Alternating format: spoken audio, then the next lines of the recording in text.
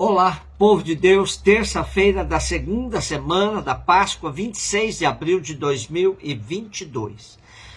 Nossa reflexão de hoje é a partir de Atos 4, 32, 37 e João 3, 7b a 15. A multidão dos fiéis era um só coração e uma só alma. Ninguém considerava como próprias as coisas que possuía, mas tudo entre eles era posto em comum.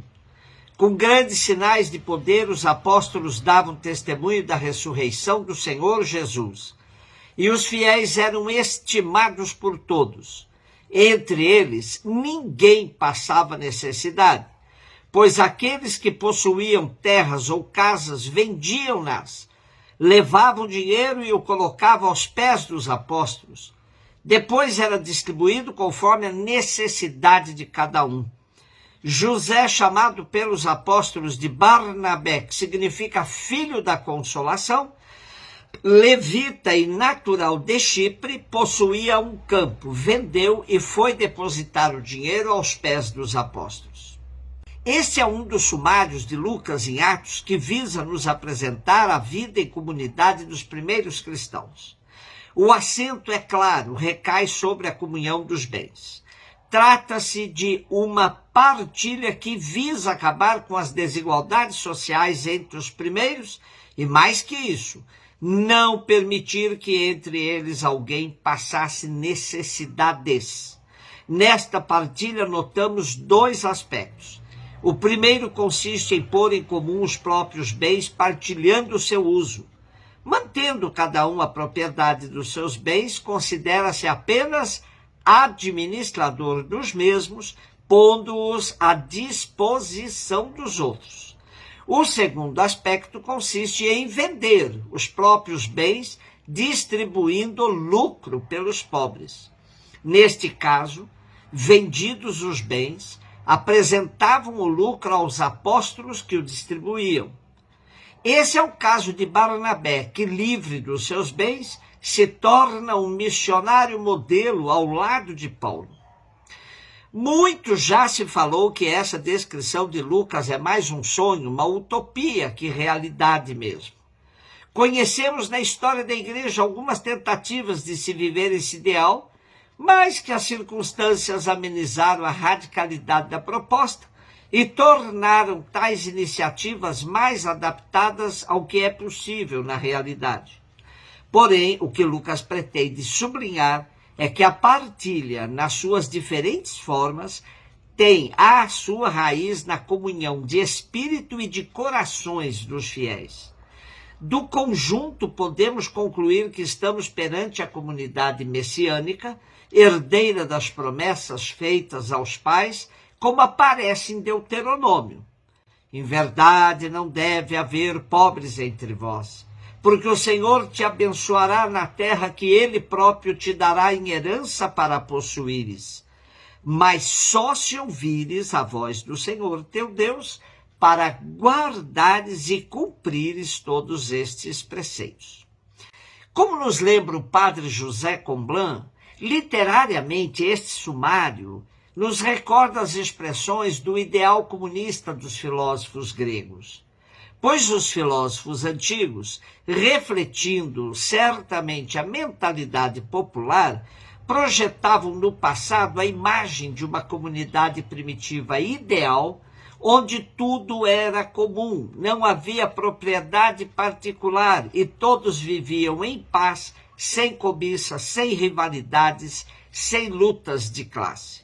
Os filósofos projetavam essa imagem do passado no futuro, propondo um ideal de construção de uma nova vida totalmente em comum. Usavam palavras bem semelhantes às palavras desta perícope. No decorrer dos primeiros séculos, os cristãos procuraram manter até certo ponto o ideal de Jerusalém. Mas os escritos já se queixam da decadência da vida comunitária. Mais tarde, os monges encontrarão na comunidade de Jerusalém a sua referência fundamental para criar uma vida de comunidade de bens nos mosteiros. Na Idade Média aparece o ideal franciscano, precedido por muitas fundações semelhantes no século XII e seguido por outras até o fim da época. De certo modo, a inspiração franciscana é a que melhor se aproxima da ideia de Lucas. Em todo caso, esse ideal servirá para inspirar vários grupos cristãos que até hoje sonham em ter uma vida em comunidade, onde tudo é comum e não se admite um acima do outro. O ideal é sintetizado assim: de cada um conforme a sua capacidade, a cada um conforme a sua necessidade. João 3, 7b15. Disse Jesus a Nicodemos: vós deveis nascer do alto. O vento sopra onde quer e tu podes ouvir o seu ruído, mas não sabes de onde vem, nem para onde vai. Assim acontece a todo aquele que nasceu do Espírito. Nicodemos perguntou: como é que isso pode acontecer? Respondeu-lhe Jesus: tu és mestre em Israel, mas não sabes estas coisas? Em verdade te digo, nós falamos daquilo que sabemos e damos testemunho daquilo que temos visto. Mas vós não aceitais o nosso testemunho. Se não acreditais quando vos falo das coisas da terra, como acreditareis se vos falar das coisas do céu? E ninguém subiu ao céu a não ser aquele que desceu do céu, o Filho do Homem. Do mesmo modo como Moisés levantou a serpente no deserto, assim é necessário que o Filho do Homem seja levantado, para que todos os que nele crerem tenham a vida eterna. Essa narrativa de hoje começa com um diálogo entre Jesus e Nicodemos, mas se conclui com um monólogo, onde Jesus dá as coordenadas explicitando sua trajetória centrada no testemunho de Cristo, Filho do Homem descido do céu, o único capaz de revelar o amor de Deus pelos homens, como de fato fez na sua morte e ressurreição. João insiste agora na importância da fé para compreendermos a grande revelação do êxodo pascal.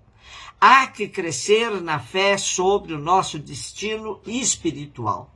Há que acreditar em Cristo ainda que não tenhamos subido ao céu para compreendermos os seus mistérios. Ele que desceu do céu é capaz de anunciar a realidade do Espírito e é capaz de estabelecer a verdadeira relação do homem com Deus. Só Jesus é o lugar ideal da presença de Deus.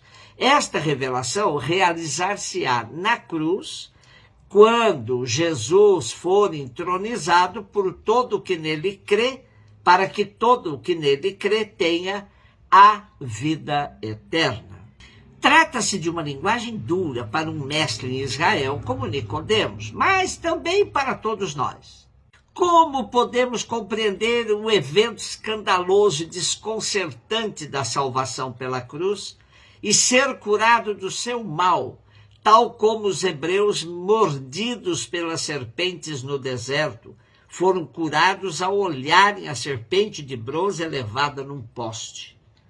A salvação passa pela submissão a Deus e pela contemplação de Jesus crucificado.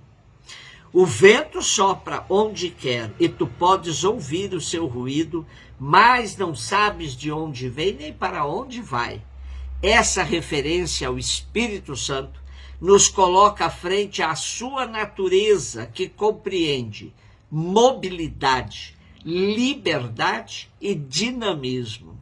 Serão características necessárias de todos os seguidores de Jesus, podendo serem chamados de filhos do Espírito, agindo com liberdade e dinamismo também. Um beijo no seu coração.